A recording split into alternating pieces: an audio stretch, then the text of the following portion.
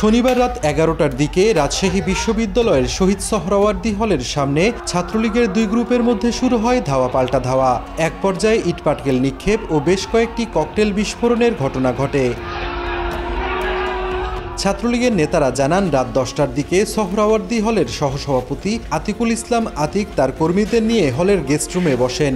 এ সময় বিশ্ববিদ্যালয় ছাত্রলীগের যুগ্ম সাধারণ সম্পাদক ও সোহরাওয়ার্দী হলের সভাপতি নিয়াজ মোর্শেদ তাদের উঠে যেতে বলেন।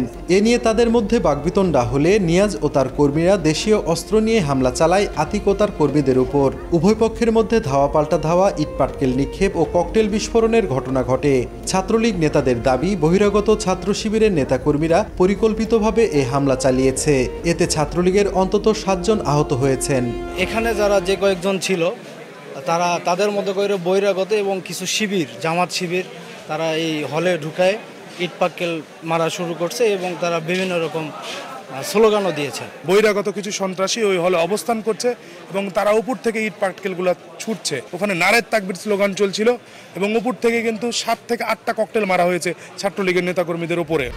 1, 2, 3 ঢাকায় জমি জিতে নিন 100% ক্যাশব্যাক সহ 20 কোটি টাকার পুরস্কার।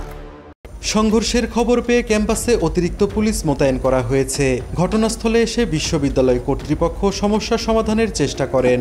ঢিল পাটকেল ছড়াছড়ি হয়েছে দুই গ্রুপের ভিতরে, তো আমরা চাচ্ছি যে আমাদের মাধ্যমে এটা কিভাবে একটা সুন্দর পরিবেশ সমাধান করা যায়।